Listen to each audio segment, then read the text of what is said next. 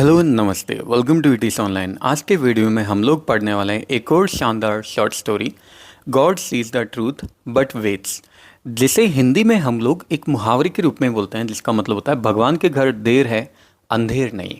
और ये स्टोरी लिखी हुई है लियो एंड टॉल्स्टॉय के द्वारा 1828 में, जिनका जन्म हुआ था 1910 में, जिनकी डेथ हुई थी। और स्टोरी को लिखा गया था 1906 में। सो चलिए बिना देरी के हम लोग करते हैं आज का वीडियो स्टार्ट।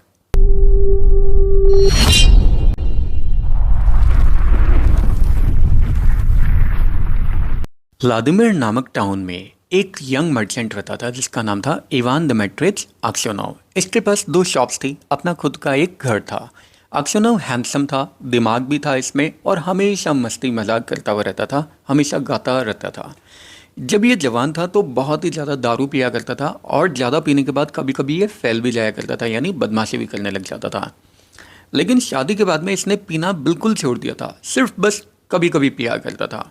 एक समर आफ्टरनून में अक्सयोनोव निज़नी फेयर में जाता है, और जब ये अपनी वाइफ को, अपनी फैमिली को गुड बाय बोल रहा होता है, तो इसकी वाइफ बोलती है, इवान आज मत जाओ, मैंने तुम्हारे बारे में एक बहुत ही बुरा सपना देखा है। अक्सयोनोव हंसता है और बोलता है, अरे तुम्हें इस बात का डर है ना कि अगर मैं बाहर गया तो मैं आवारागर्दी करूँगा? ऐसा कुछ भी नहीं होगा। उसकी वाइफ बोलती है, नहीं नहीं, मुझे नहीं पता मुझे किस बात का डर लग रहा है, बस इतना बताया, मैंने एक बुरा सपना देखा है। मैंने देखा है कि जब तुम टाउन से वापस आए तो उस समय जैसे तुमने अपनी कैप हटाई तो तुम्हारे बाल पूरी तरह से सफ़ेद हो गए थे। अक्सयोनोव हंसते हुए बोलता है, अरे पगली, ये तो एक लकी साइन है, और देखना जब मैं टाउन से वापस आऊँगा तो अपना सारा सामान बेच के आऊँगा और तुम्हारे लिए अच्छे अच्छे गिफ्ट भी लेकर आऊँगा। तो अपनी फैमिली को गुड बाय बोलता है और सीधा चला जाता है।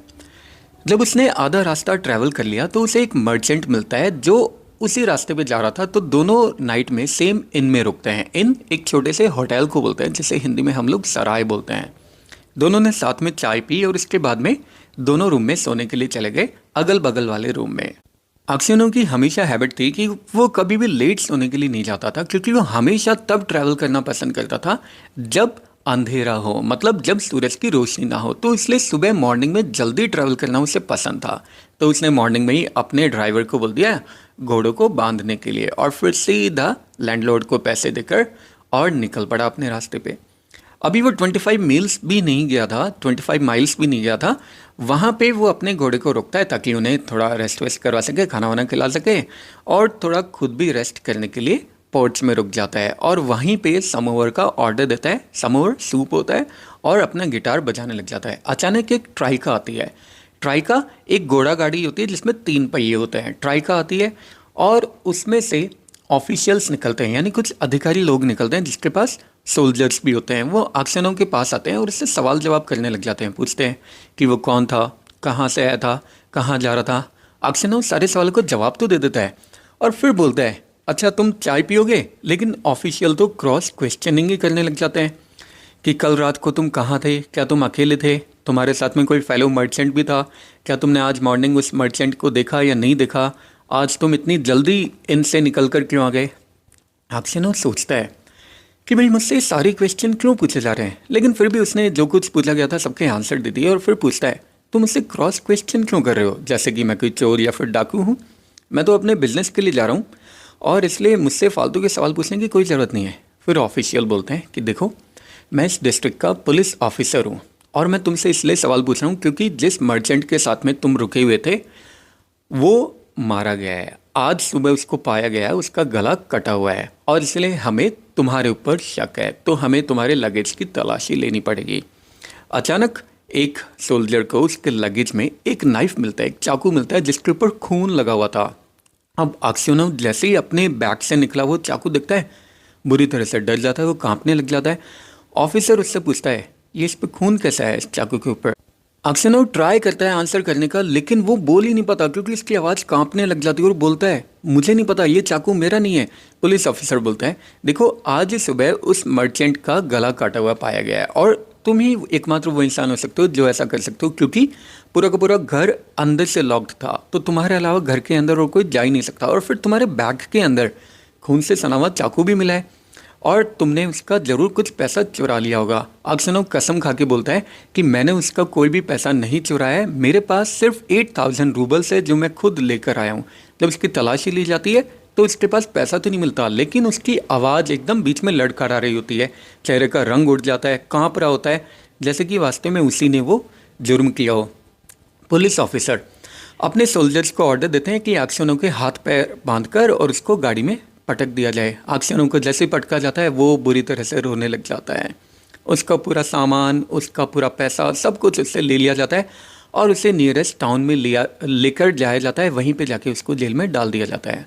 उसके कैरेक्टर के बारे में इंक्वायरीज की जाती है व्लादिमीर में, और वहाँ पे लोग बोलते हैं कि पहले के ज़माने में तो ये बहुत ही ज़्यादा दारू पिया करता था, लेकिन अब ये एक अच्छा आदमी बन गया है।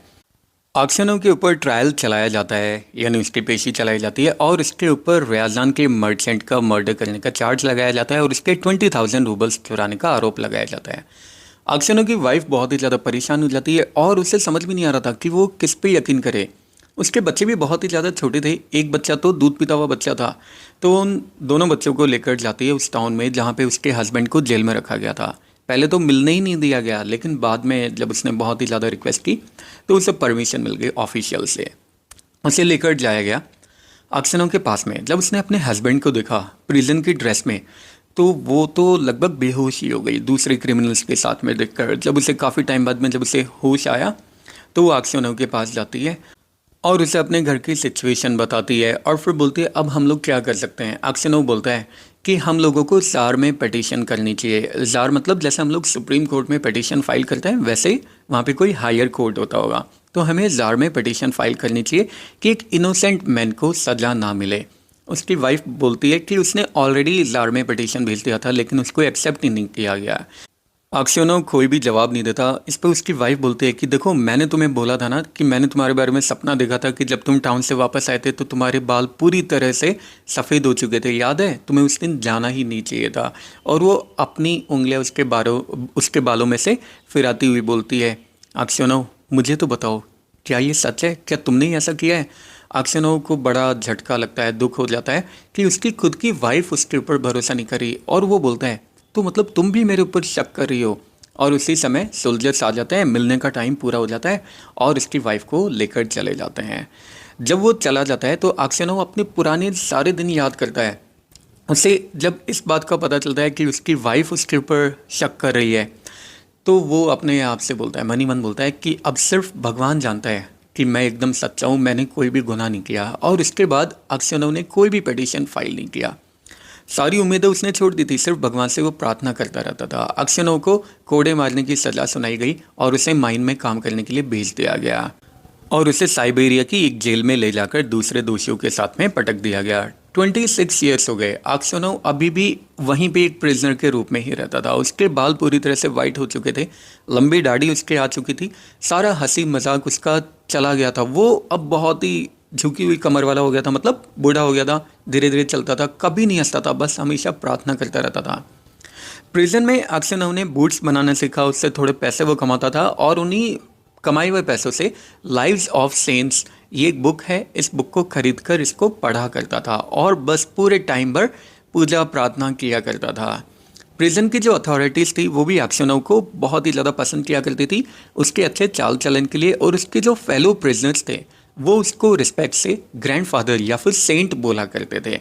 जब भी कोई भी प्रॉब्लम होती थी तो सारे के सारे लोग अक्षयों के पास आते थे, उसे अपना स्पोक्समैन बना दिया करते थे अथॉरिटी से, जेल की अथॉरिटी से बात करने के लिए। अक्षयों की घर की खबर अक्षयों के पास बिल्कुल भी नहीं पहुंची। उसे तो पता भी नहीं था कि उसके बीवी बच्चे अब जिंदा है या मर गए। अब एक दिन क्या होता है, कुछ नए अपराधियों को जेल में लेकर आया जाता है। इवनिंग में सारे जो पुराने कैदी होते हैं वो इन नए कैदियों का इंट्रोडक्शन ले रहे होते हैं कि भाई वो कहाँ से आए थे, कौन कहाँ का था, क्या नाम था, किस आरोप के लिए आए हैं। उसमें से एक अपराधी था जो कि करीब 60 साल का दिख रहा था, लंबा हट्टा कट्टा आदमी था। वो बोलता है कि फ्रेंड्स, मैंने एक्चुअली किसी का एक घोड़ा उधार लिया था जो कि स्लेज यानी घोड़ा गाड़ी से बंधा हुआ था और मुझे अरेस्ट कर लिया गया चोरी करने के लिए। मैंने बोला कि भाई मैंने चुराया नहीं है, मैं तो बस घर पे जल्दी जाना चाहता था इसलिए मैंने उधार लिया है, और वैसे भी इस गाड़ी का मालिक मुझे अच्छे से जानता है। लेकिन पुलिस ने मेरी बात मानी नहीं और मुझे जेल में पटक दिया। एक्चुअली जेल में तो मुझे काफ़ी टाइम पहले आ जाना चाहिए था, मैंने पहले एक क्राइम किया था लेकिन तब तो मैं पकड़ा गया नहीं, और इस बार जब मैंने कोई क्राइम भी नहीं किया तो उन्होंने मुझे पटक के जेल में डाल दिया। वैसे मैं एक बार साइबेरिया पहले भी आया हुआ हूँ, लेकिन तब मैं यहाँ पे काफ़ी लंबे टाइम तक नहीं रुका था। किसने पूछा, अच्छा वैसे तुम हो कहाँ से? तो वो बोलता है व्लादिमीर से, मेरी फैमिली भी उसी टाउन में रहती है और मेरा नाम मकर है, लोग मुझे सैम्योनिच भी बोलते हैं। जैसे ही आक्सियोनोव ने उस टाउन का नाम सुना व्लादिमीर का, वो बोलते हैं सैम्योनिच मुझे बताओ, क्या तुम व्लादिमीर के आक्सियोनोव के बारे में जानते हो? क्या वो लोग अभी भी जिंदा है? जानता हूँ, अरे हाँ हाँ जानता हूँ, आक्सियोनोव बहुत ही ज़्यादा अमीर है, हालांकि उनके फादर साइबेरिया की किसी जेल में है हमारी तरह ही। लेकिन तुम यहाँ पे कैसा है ग्रैंडडैड, मुझे ये बात बताओ, वो आक्सियोनोव से पूछता है मकर सैम्योनिच। अक्सर कोई जवाब नहीं देता क्योंकि वो अपनी बदकिस्मती के बारे में बात ही नहीं करना चाहता था। बोलता है बस ऐसे ही मैंने कोई पाप किया था और इसलिए मैं यहाँ पे आ गया।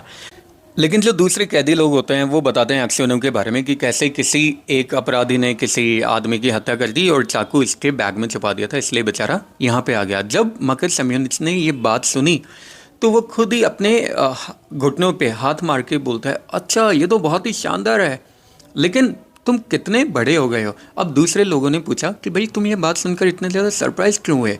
इस बात पे मकर कोई भी जवाब नहीं देता और वो सिर्फ इतना बोलता है कि अच्छा हुआ हम दोनों यहाँ पे मिल गए। लेकिन आक्सियोनोव के लिए ये जो वर्ड्स थे ये ज़रूर उसके लिए एक डाउट पैदा कर रहे थे। उसको लग रहा था कि ये ज़रूर उस आदमी को जानता है कि शायद किसने उस आदमी को उस दिन मारा था, तो शायद ये मेरी कुछ हेल्प कर सकता है। तो वो पूछता है कि क्या तुम जानते हो उस मर्चेंट को किसने मारा था? मकर सैम्योनिच हंसता है और बोलता है कि यार मारा तो उसी ने होगा ना जिसके बैग में नाइफ़ रखा हुआ होगा, और ऑब्वियसली नाइफ़ तुम्हारे बैग में था तो तुमने ही मारा था, क्योंकि चोर तब तक चोर नहीं होता जब तक उसको पकड़ नहीं लिया जाता। लोग तो ऐसा ही बोलते हैं। और वैसे भी जब वो बैग तुम्हारे सिर के नीचे था तो कोई उसमें चाकू कैसे रखता था? जब आक्सियोनोव ये बात सुनता है तो उसे पता चल जाता है कि ज़रूर इसी ने उस आदमी को मारा है, नहीं तो इसे कैसे पता कि बैग मेरे सिर के नीचे था। वो उठता है और वहाँ से चला जाता है। और उस दिन के बाद आक्सियोनोव सो ही नहीं पाता। पिछला पुराना पास्ट उसके सामने घूमने फिरने लग जाता है। अपनी वाइफ की इमेज, जब वो दोनों जवान हुआ करते थे, कैसे वो हमेशा हंसते खेलते रहते थे। अपने बच्चों की इमेज, जिसमें से एक बच्चा तो दूध पीता हुआ बच्चा था, कैसे वो उस समय हमेशा अपने पापा के घर पे आने का वेट करते रहते हैं। वो अपने बच्चों को देखता है, अपने पुराने घर को देखता है, अपने आप को देखता है जब वो हमेशा खुश रहा करता था, दारू पीता रहता था, इंजॉय करता रहता था, और अपनी अब वाली लाइफ देखता है जब उसको पुलिस के द्वारा पकड़ लिया गया। 26 ईयर्स उसने अपनी पूरी लाइफ के स्पेंड कर दी, यानी आधी से ज़्यादा लाइफ उसने अपनी वेस्ट कर दी, और सिर्फ इस आदमी की वजह से उसे उस पर बहुत ही ज़्यादा गुस्सा आता है। इतना ज़्यादा गुस्सा आता है कि वो बदला लेने की सोचता है, और उसे ऐसा लगता है कि इस बदले लेने में अगर मैं मर भी गया तो भी मुझे कोई दुख नहीं होगा। उस दिन के बाद में वो मकर सैम्योनिच के बिल्कुल पास में भी नहीं जाता। लगभग 15 दिन ऐसे निकल जाते हैं। आक्सियोनोव लेकिन अभी तक सो नहीं पा रहा था, उसकी हालत बहुत ही ज़्यादा ख़राब हो गई थी। एक बार रात को जब वो उस जेल में इधर उधर घूम रहा होता है तो वो देखता है कि ज़मीन से कुछ मिट्टी बाहर निकली हुई है। उन शेल्फ के नीचे, जिन शेल्फ पे प्रिजनर्स होते हैं, उनके नीचे से मिट्टी बाहर निकली हुई है। जब वो वहाँ पे रुक के थोड़ा सा आगे चलने वाला होता है तो अचानक मकर सैम्योनिच बाहर निकलता है और उसे देखते डर जाता है। आक्सियोनोव वहाँ से उसे इग्नोर करके जाने वाला होता है, लेकिन मकर सैम्योनिच इसका हाथ पकड़ लेता है और बोलता है कि मैं यहाँ पे सुरंग बना रहा हूँ। हमेशा जब हम लोग बाहर जाते हैं तो अपने बूट्स में मैं थोड़ी मिट्टी डाल लेता हूँ और बाहर जाके इकट्ठी कर देता हूँ, इसको खाली कर देता हूँ। लेकिन अगर तुमने किसी और के बारे में इसे बता दिया तो मुझे पता है कि पुलिस वाले मुझे मेरी जान ले लेंगे, लेकिन उससे पहले मैं तुम्हें भी मार दूंगा। अब आक्सियोनोव गुस्से से कांपने लग जाता है और वो बोलता है तुम्हें मुझे मारने की कोई ज़रूरत नहीं है, तुम ऑलरेडी मुझे मार चुके हो काफ़ी लंबे टाइम पहले, और अब तो सिर्फ जैसा भगवान मुझे बोलेंगे मैं बिल्कुल वैसा ही करूँगा। अगले दिन जब सारे दोषियों को बाहर लेकर जाया जा रहा था तो सोल्जर्स ने नोटिस किया कि किसी प्रिजनर ने बूट से बाहर मिट्टी खाली की है, और फिर उस सुरंग का पता लग गया। सब लोगों को लाइन में इकट्ठा किया जाता है, सब लोगों से क्वेश्चन किया जाता है। लास्ट में जब अथॉरिटीज़ को कुछ भी पता नहीं चलता तो वो आक्सियोनोव के पास में आते हैं और उसे पूछते हैं, क्योंकि इस पूरी जेल में आप सबसे ज़्यादा रिस्पेक्टेड हो, इसलिए आप बताओ कि ये काम एक्चुअली किसने किया होगा। आक्सियोनोव इधर उधर देखता है, मकर सैम्योनिच डर जाता है लेकिन वो किसी की भी तरफ नहीं देख रहा होता है। लेकिन आक्सियोनोव बोलता है कि मुझे नहीं पता। आक्सियोनोव एक बार तो सोचता है कि मैं उस आदमी को क्यों बचाऊं जिसने मेरी पूरी ज़िंदगी ख़राब कर दी, उसे भी मर ही जाना चाहिए। लेकिन फिर आक्सियोनोव सोचता है कि लेकिन इससे फ़ायदा क्या होगा, मेरी तो वैसे भी पूरी लाइफ अब ख़राब हो चुकी है, मेरे पास तो दिन भी नहीं बचे हैं ज़िंदा रहने के लिए। इसलिए आक्सियोनोव बोलता है मुझे नहीं पता ये काम किसने किया, आप लोग मेरे साथ जो चाहे वो सलूक कर सकते हो। अब अथॉरिटीज़ बोलती है, गवर्नर रिपीट करता है कि ठीक है ओल्ड मैन, अगर तुम नहीं बताना चाहते तो कोई बात नहीं, और इस मैटर को यहीं पे ड्रॉप कर दिया जाता है। उस रात जब अक्षय अपने बेड पे लेटा हुआ होता है और नींद लेने की कोशिश कर रहा होता है, कोई उसके पास में बड़ी शांति से रेंग कर आता है, मतलब एकदम दबे पाँव उसके पास में आता है, और वो अंधेरे में देखता है कि ये मकर सेम्यूनिच होता है। अक्षय गुस्से में बोलता है, अब क्या चाहिए तुम्हें मुझसे, क्यों आए हो तुम यहाँ पे। मकर सेम्यूनिच कुछ भी नहीं बोलता, आके चुपचाप बैठ जाता है अक्षय के पास। अक्षय बोलता है कि तुम यहाँ से जा रहे हो या फिर मैं गार्ड्स को बुलाऊँ। मकर सेम्यूनिच पास में आता है और फुसफुसाते हुए बोलता है, इवान दिमित्रिच, मुझे माफ़ कर दो। अक्षय बोलता है, किस बात के लिए। बोलता है, मैं ही हूँ वो जिसने उस मर्चेंट को उस दिन मारा था और उस चाकू को तुम्हारे सामान में छुपा दिया था।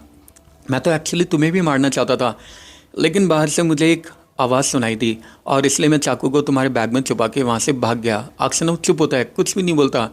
मकर सेम्यूनिच बेड के नीचे से निकल के आता है और बोलता है, इवान दिमित्रिच, मुझे माफ़ कर दो, भगवान के लिए मुझे माफ़ कर दो। मैं कन्फेस कर लूँगा कि उस मर्चेंट को मैंने ही मारा था और तुम्हें रिलीज़ कर दिया जाएगा, तुम घर पे चले जाओगे।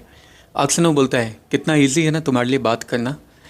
26 ईयर्स अपनी लाइफ के मैंने ख़राब किए हैं, अब मैं कहाँ पे जाऊँगा। मेरी वाइफ की डेथ हो चुकी है, मेरे बच्चे भी अब तो मुझे भूल चुके हैं, मेरे पास जाने के लिए कोई जगह नहीं है, कोई घर नहीं है, मेरी पूरी लाइफ ख़राब हो चुकी है। मकर सेम्यूनिच उठता नहीं है, बस ज़मीन पे अपना फ्लोर पटक रहा होता है और बोलता है, इवान दिमित्रिच, मुझे माफ़ कर दो, और रोने लग जाता है बुरी तरह से। वो बोलता है कि अगर मुझे कोड़े भी मारे जाते तो भी मैं सहन कर लेता, लेकिन इस तरीके से तुम्हें चुप देखकर मुझसे सहन नहीं हो रहा।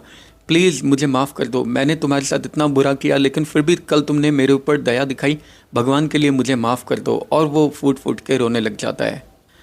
जब अक्षय उसको रोते हुए सुनता है तो वो खुद भी फूट फूट के रोने लग जाता है और बोलता है, मुझसे माफ़ी मत मांगो, भगवान तुम्हें माफ़ करेगा। हो सकता है मैं तुमसे भी 1000 गुना बुरा हूँ, तुमसे भी ज़्यादा शायद मैंने पाप किया हो।